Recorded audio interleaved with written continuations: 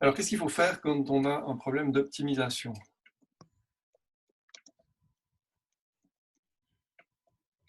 Il faut essayer d'identifier quelle est la valeur qu'on veut optimiser. Donc ici, qu'est-ce que c'est, la valeur qu'on veut optimiser? Bah, c'est l'air. C'est l'air.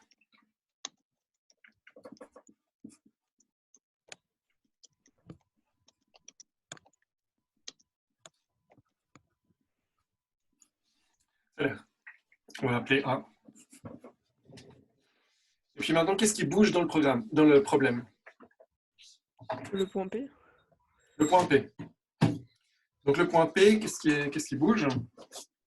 Quelles sont les variables du problème? Donc variable, ben, c'est le point P.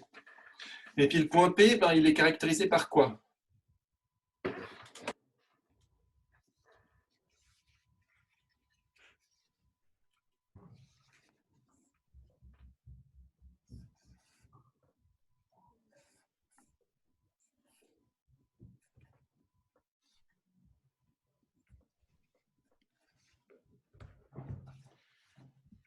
Qu'est-ce qui caractérise un point? Bah, c'est coordonnées. C'est ses coordonnées. Donc si on prend que le point A, c'est le point 0, 0, le point P, il a quoi comme coordonnées?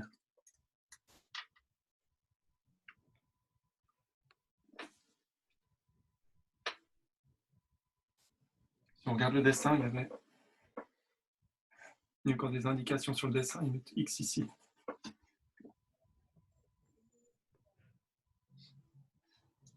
Bah, X et F de X. X, non? Il est Non. toujours ici, il est toujours sur le même axe. P, il se balade comme ça. C'est 0. Donc sa première coordonnée, c'est X, puis la deuxième, c'est 0. Donc en fait, il n'y a qu'une seule variable, c'est la distance entre le point P et le point A.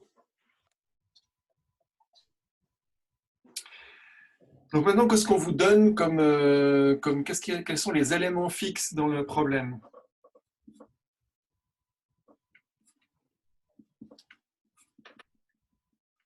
On avait appelé ça les contraintes.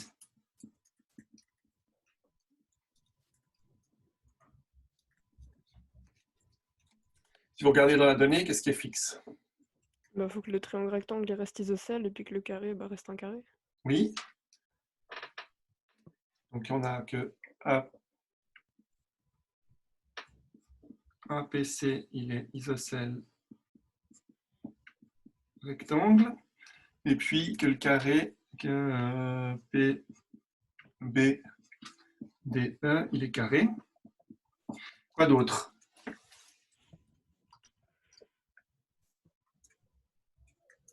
Bah, que AB c'est de longueur 4. Oui.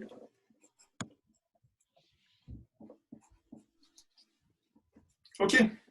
Donc là, on a lu la donnée. Donc quand on lit la donnée d'un problème d'optimisation, il faut identifier quelle est la valeur qu'on veut optimiser. Donc ici, c'est l'air. Les variables, donc là, il n'y en a qu'une, c'est x, la distance entre A et P, ou la première coordonnée du point P. Et puis les éléments qui ne bougent pas, c'est le fait que le triangle est isocèle, que le carré, c'est un carré, et puis que AB vaut 4.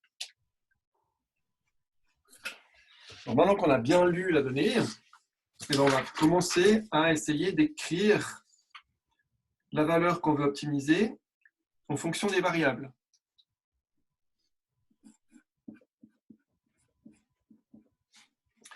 Alors, comment est-ce qu'on calcule l'aire l'aire totale? Alors, il faut calculer l'aire du carré, et il faut calculer l'aire du triangle. Donc, l'aire du triangle, elle vaut quoi? C'est base fois hauteur divisé par 2. Oui. Qu'est-ce qu'on va prendre comme base et hauteur? Bah, X. Ouais. Donc, ça, c'est la base. La hauteur, elle vaut aussi x, parce que c'est un triangle isocèle. Donc, on a x fois x sur 2. Puis maintenant, on doit calculer l'aire du carré. Ouais, bah, Alors, c'est 4 moins X au carré.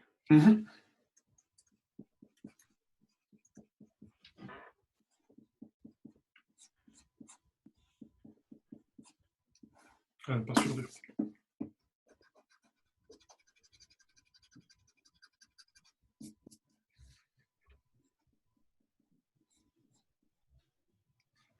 Donc là, on a réussi à écrire la fonction qui nous donne la valeur à optimiser. Alors, dans ce cas-là, on n'a qu'une seule variable. Donc, on a une seule variable, on peut directement faire la suite. Il est possible qu'on ait plusieurs variables. On aurait pu, au lieu de faire tout de suite le 4-x, cette valeur-là, l'appeler y.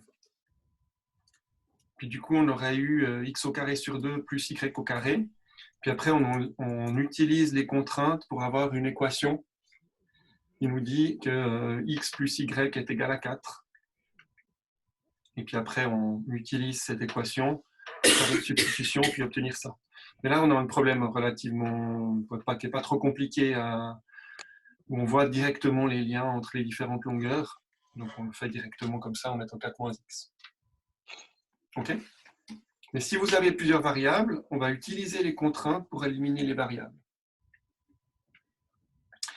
Donc, à partir de là, on simplifie un tout petit peu ce qu'on a. Donc, ça fait x carré sur 2 plus 4x au carré.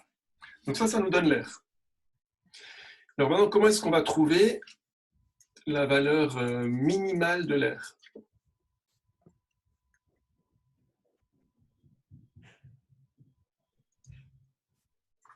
Comment est-ce qu'on calcule un min ou un max?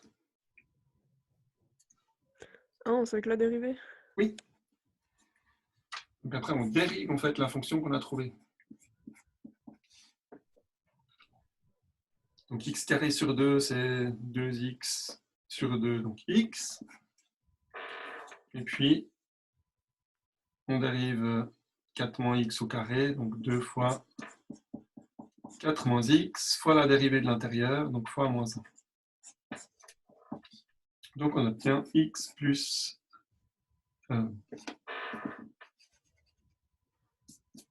x moins 2 fois 4 moins x.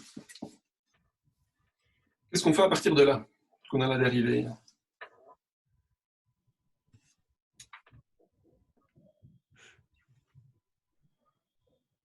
Donc pourquoi est-ce qu'on a calculé la dérivée?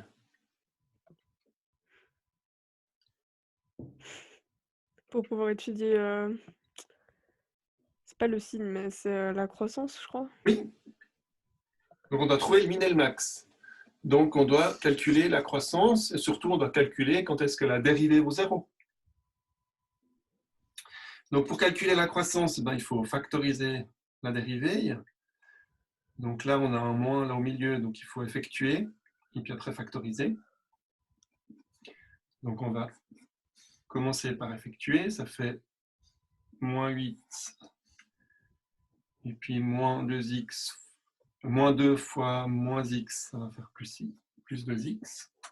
Donc on obtient 3x moins 8. C'est au premier degré, on n'a pas besoin de factoriser. Quand est-ce que ça s'annule?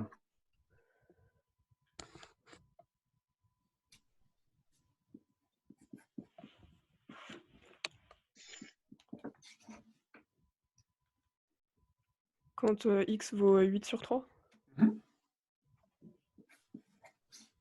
Puis on fait un petit tableau de signes. Donc la dérivée, elle s'annule quand x vaut 8 sur 3. Ici, la pente, elle est positive ou négative? Elle est positive. Oui, elle vaut 3. Donc on part dans les négatifs et on monte dans les positifs. Donc maintenant, si on fait un tableau de croissance,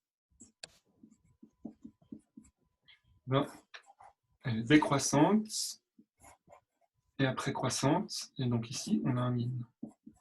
Donc c'est bien ce qu'on cherche, c'est le minimum. Donc maintenant, on relie la donnée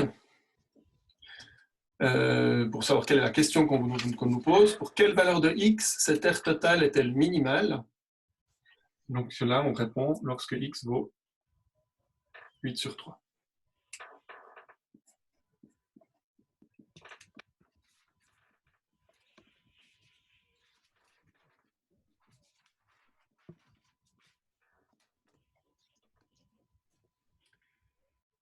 On aurait pu vous poser la question quelle est la valeur de l'air minimal, par exemple. Donc là, il aurait fallu calculer la valeur de l'air. Donc A pour x égale 8 tiers, et puis ça nous aurait donné la valeur de l'air minimal. Donc il faut bien relire la question à la fin pour savoir qu'est-ce qu'il faut répondre, qu'est-ce qu'on vous demande. Donc ici, c'est la valeur de x. Donc on a fini.